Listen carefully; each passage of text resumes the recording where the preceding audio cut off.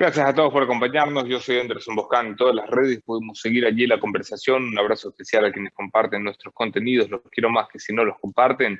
Vamos a arrancar la entrevista, la primera entrevista de esta mañana. Nos acompaña afortunadamente nuestro colega Arturo Torres. Arturo es uno de los periodistas especializados en crimen organizado, especializado en narcotráfico, especializado en conflictos de guerrillas.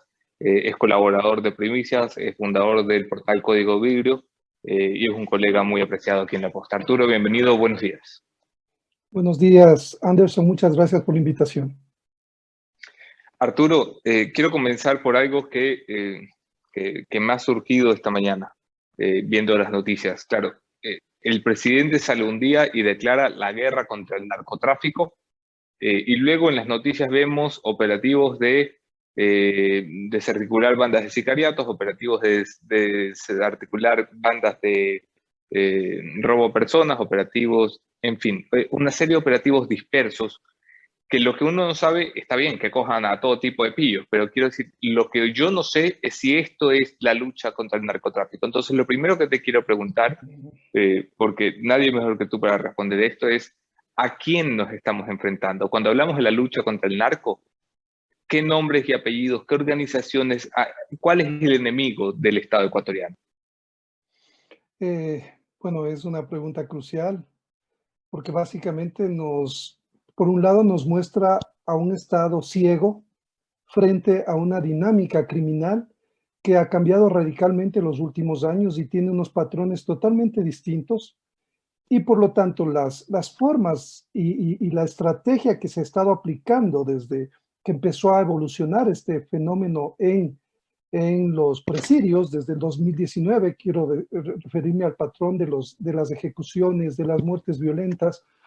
Básicamente, el gobierno de Lenín Moreno y ahora le cuesta trabajo al actual régimen de Guillermo Lasso identificar cuál es el patrón y las relaciones y las conexiones del crimen organizado y cómo se están manifestando estos eventos de violencia y la relación directa que existe, las pruebas factuales que existen de las bandas o de las megabandas con ciertos carteles mexicanos, pero también europeos. Ojo, entonces la pregunta es importante, ¿por qué, Anderson? Porque no tenemos el mapeo completo de efectivamente cómo está este nuevo esquema criminal que tiene conexiones, como sabemos, a distintos niveles, pero no sabemos tampoco, como hay una falta y un vacío de información que se fue agravando después del debilitamiento de la policía antinarcóticos, de las unidades de inteligencia y todo esto. Entonces, los mapeos sobre estas nuevas dinámicas criminales en el Ecuador, dentro y fuera del país, también relacionado con lo que está ocurriendo en México actualmente, creo que no tenemos ese diagnóstico para entender si esto que está ocurriendo, por ejemplo, yo lanzo una hipótesis, si Sí. esto que está ocurriendo en las prisiones es un distractor, ¿no es cierto? Por la forma en que Ajá. tú acabas de mencionar, o sea, aquí ya fue un ataque, fueron ejecuciones direccionadas, ya no es la típica disputa sangrienta entre bandas y estamos en otro patrón. Entonces, Correcto. ahora, ¿qué hay detrás de esto? ¿Quién está moviendo los hilos? Esto ya no responde a lo que veíamos anteriormente. Entonces, alguien está moviéndose mucho más rápido y está en efecto generándole una crisis que ya dejó de ser una crisis de seguridad para empezar a ser una crisis política, porque el presidente se pone al frente de este problema ante las fallas que yo veo en la ministra de Gobierno y en la comandante de la policía y en otras unidades tácticas no hay conexiones para enfrentar efectivamente este problema. Entonces, más allá de dar además una señal política de voluntad del presidente de la República que se pone al frente, esto también evidencia una debilidad del gobierno de los niveles que deben cumplir su responsabilidad para ir buscando una solución a este fenómeno en las prisiones. Arturo, yo he estado siguiendo mucho tu reportería, especialmente en primicias respecto al crimen organizado, la crisis carcelaria y a la operación de narcotráfico en el Ecuador. Y me vas a corregir si me equivoco, pero aunque la inteligencia todavía no tiene mapeado como debería de tener, porque es su deber, cuáles son los enemigos de la seguridad del Estado, el periodismo ha ido agregando a base de reportería y de recopilación de data pública y de conversación con fuentes algunos emblemas, por así decirlo. Por un lado, la operación del cártel de Sinaloa, que opera con una parte de la banda de los choneros, de lo que antes llamábamos simplemente la banda de los choneros. Por otra parte, el cartel Jalisco Nueva Generación, que opera con otra de las partes de la atomización de eso que llamábamos los choneros. Y tú añadías muy recientemente, hace 4 semanas o así, la firme convicción de que está operando la mafia albanesa, que se ha arrogado la distribución de la droga hacia Europa. Este es más o menos el mapa que tenemos así, en simplón, ¿no? A simple vista. Sí, o sea, tenemos que también dar un nuevo enfoque al tema, Anderson, porque efectivamente ya no es solamente, o sea, el discurso y la narrativa que se ha ido construyendo, evidentemente, desde los medios sobre cómo ha ido cambiando y evolucionando el tráfico de cocaína por Ecuador y estos dos carteles hegemónicos, Sinaloa y Jalisco Nueva Generación. Lo único que ha sido aprovechado es por los otros carteles que son emergentes, los carteles europeos también llegan. No olvidemos que ahora se habla de una cuarta o quinta generación de narcotráfico en Ecuador, porque estamos en una época de los invisibles también, ¿no? O sea, llegan los narcotraficantes invisibles que básicamente lo que prefieren es un perfil bajo, y por eso es que también ese es un factor que debe llamarnos la atención sobre lo que ocurre en las cárceles, porque este patrón de ejecuciones lo único que hace es llamar a las fuerzas del orden, a la fuerza pública, al gobierno entero, por sobre los carteles, ¿no es cierto? O sea, ¿y esto es estratégico o no? O sea, lo que nos dice la historia, lo que nos dice los fenómenos que ocurrieron en México y en Colombia, es que después de disputas sangrientas entre los carteles, los más estrategas tienen un perfil bajo, ¿sí? No hacen bulla. Y eso es, de alguna forma, desde mi punto de vista, lo que ocurrió en los últimos 10 años, cuando no tuvimos absolutamente nada y el único delito que había relativo a drogas era el narcotráfico. Entonces, eso le permitió también fortalecerse a esta organización criminal, a las nacionales del narcotráfico, porque básicamente ese es el esquema. O sea, mientras menos bulla hagas, el negocio fluye y fluye mejor.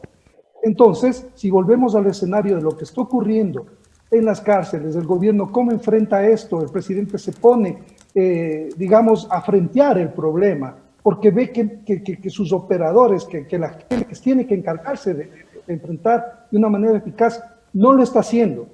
Entonces, el crimen organizado está aprovechando de esa debilidad, y lo de los carteles es un fenómeno que no está muy bien mapeado, Anderson, sino que efectivamente la prensa es la que está trabajando en eso, tratando de encontrar respuestas a estas nuevas dinámicas del Ecuador y el crimen organizado en conexión con toda la región y las transnacionales del narcotráfico.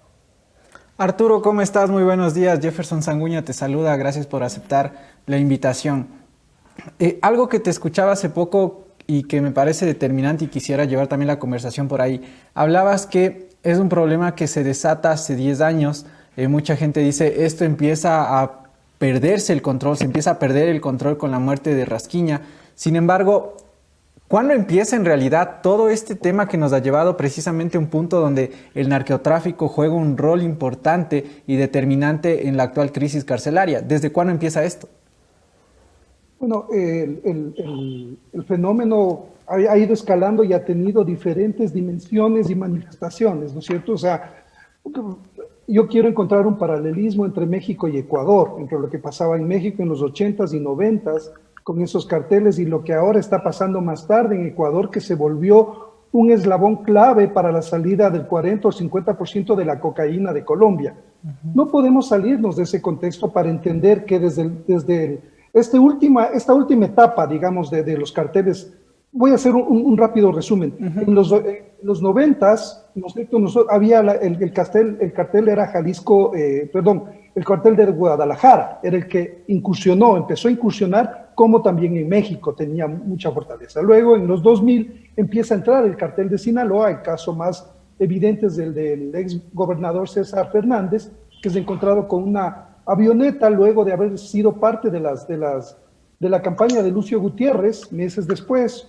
Entonces, él es capturado y ya sabemos que Sinaloa está presente y está entrando con mucha más presencia en Ecuador.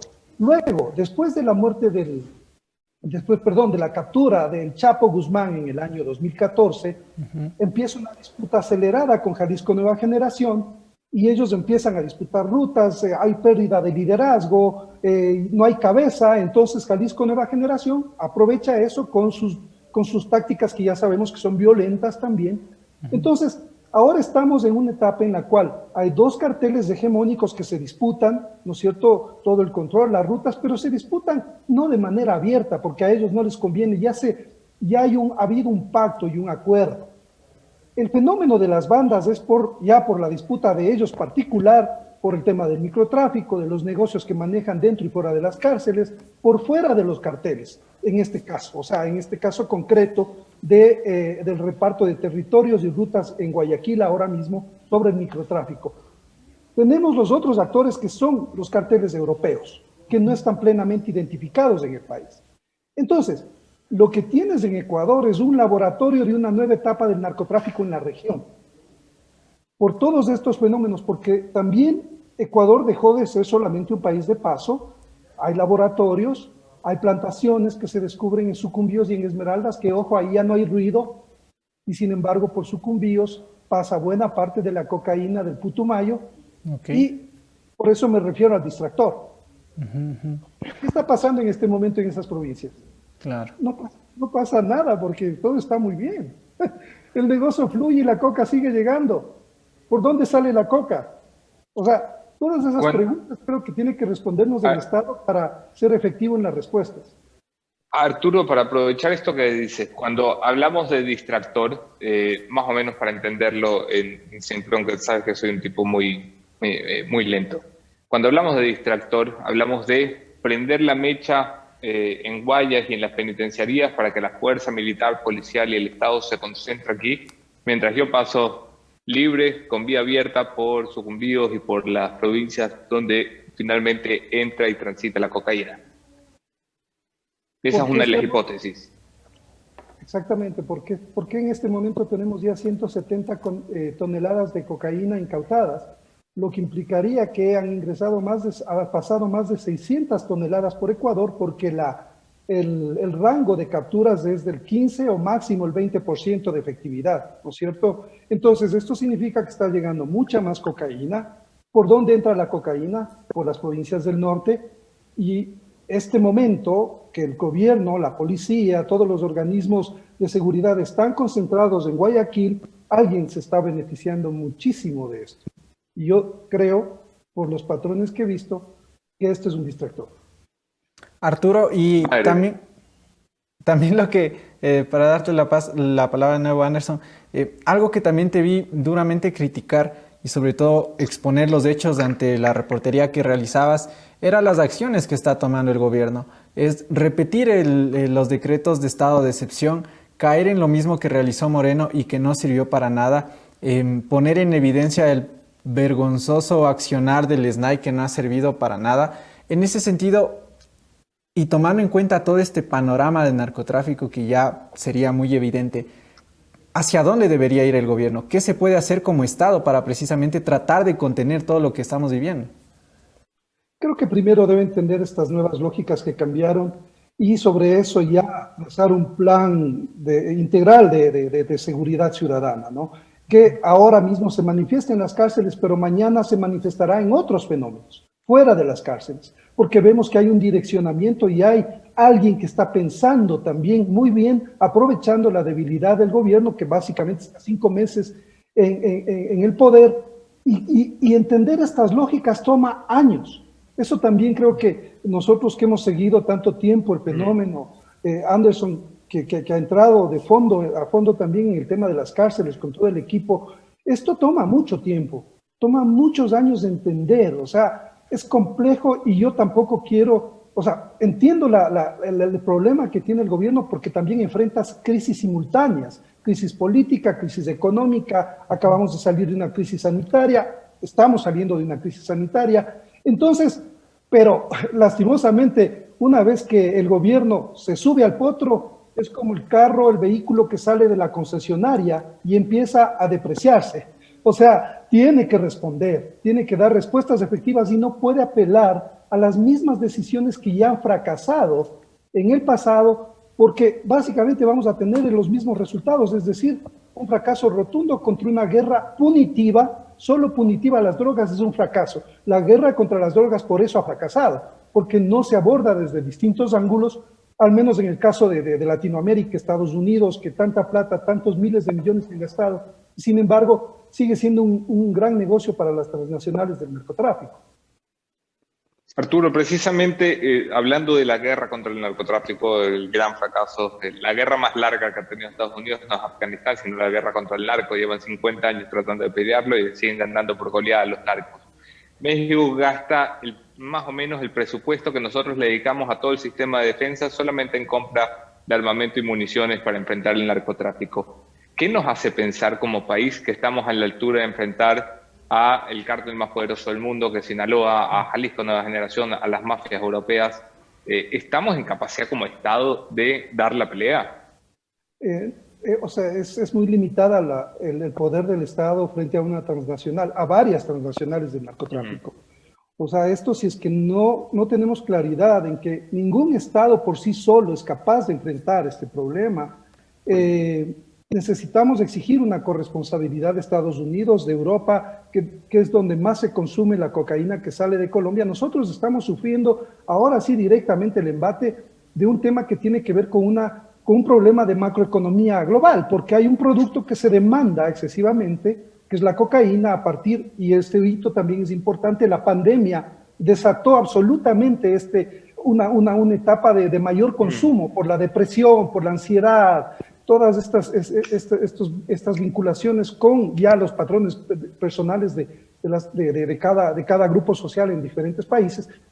Pero entonces esa nueva dinámica a partir de la pandemia también tiene que ser descifrada para poder entender cómo el gobierno podría enfrentar de una manera más eficaz este fenómeno que realmente va a tomar mucho tiempo en ser enfrentado, porque no olvidemos, México tiene este problema desde los años 80, ¿sí? ¿Y qué ha pasado? Sí. Ahí los tienes a los carteles mandando, y Estados Unidos al lado.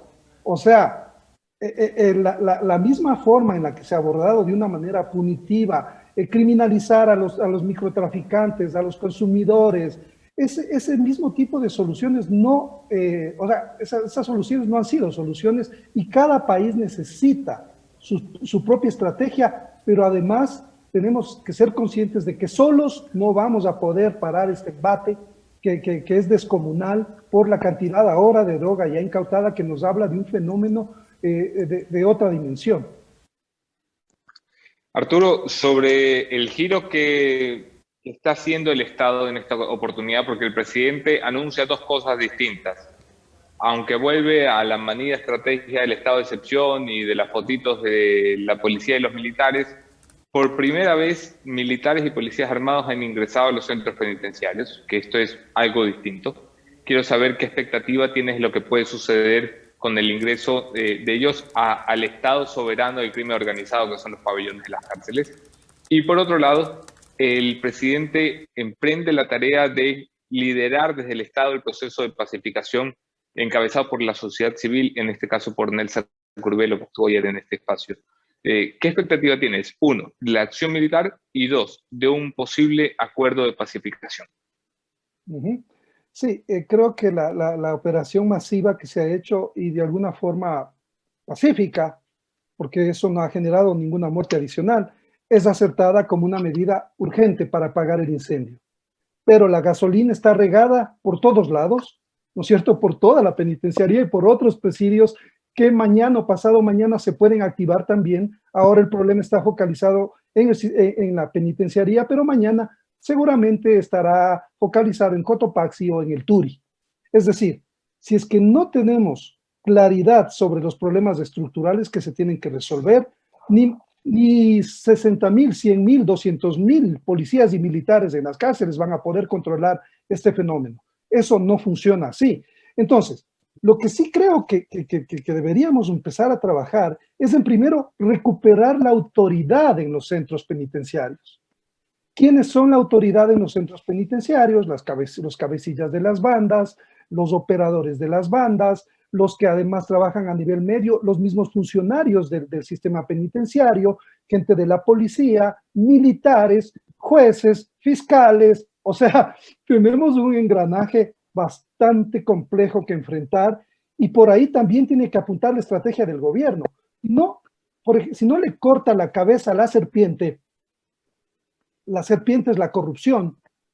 Esta serpiente que corroe con el dinero del narcotráfico y lo puede corromper absolutamente todo, no solamente el sistema penitenciario. Si es que no vamos allá y si no cortamos, por ejemplo, el financiamiento de los recursos que reciben estas megabandas para armarse con armas de largo y de corto alcance, dinamita, granadas, todo tipo de municiones, o sea, estamos enfrentando ejércitos. Es impresionante lo que hemos visto estos dos últimos años. Entonces, ¿por qué no se cortan las redes logísticas de la provisión de armamentos? ¿Por qué no se cortan el financiamiento que reciben las bandas económico? ¿Por qué no se hace una investigación a ese nivel para precisamente asfixiarle económicamente a las megabandas y al crimen organizado? Es la forma que debería aplicarse como para quitarles el poder que tienen actualmente en las cárceles, que radica en eso: corrupción, gran financiamiento del recurso proveniente del narcotráfico y obviamente la cooperación de funcionarios estatales. Las declaraciones de Anderson, ¿algo más que agregar? Solamente quería, porque sabía que vamos a pasar ya a la siguiente entrevista, quería nada más una consulta muy directa, Arturo, aprovechando que está en el programa. Arturo, en la política, cuando la política mete la mano, se mete cualquier tipo de argumento. Y hemos escuchado en la última semana al vocero presidencial, al gobernador del Guayas y al mismo presidente de la República hablar de un complot entre las fuerzas políticas de oposición, le hace correísmo, y las bandas organizadas. ¿Alguna vez te ha asomado esto en la reportería? ¿Hay algún dato para creerse esta teoría oficial? Mira, Anderson, yo creo que el gobierno tiene que efectivamente ajustar el hecho de volver oficiales unas hipótesis. No podemos a nivel del discurso oficial hacer una hipótesis y sobre eso pensar que es una tesis y que es lo que está ocurriendo. No podemos confundir las presunciones con los hechos. Tenemos que actuar sobre hechos concretos, sobre cosas factuales, y el gobierno sobre eso debería pronunciarse. Además, ¿por qué? Porque estratégicamente le estás diciendo al otro sobre el cual le estás sospechando, le estás dando armas para protegerse, para reaccionar, porque tú no tienes los argumentos probatorios para efectivamente aterrizar lo que estás manifestando. En periodismo trabajamos con hipótesis, pero estas hipótesis solamente se publican cuando tienen pruebas, cuando tienen documentos, cuando tienen testimonios. Como hipótesis, yo también, como periodista, ¿no es cierto? Aquí en un diálogo contigo, Anderson, puedo decir que sí, no se puede descartar, ¿no es cierto?, que puede haber una relación directa entre un sector político y el narcotráfico. De hecho, eso ocurre en todos estos fenómenos. O sea, en los países siempre necesitas operadores políticos. Pero otra cosa es que yo escale eso al nivel de un pronunciamiento oficial, ¿no es cierto?, primero alertando y luego sin probarlo de manera contundente para que la persona que es afectada o el partido que se sienta afectado por esa declaración luego me diga, bueno, pruébame, o si no, vas a quedar como un difamador.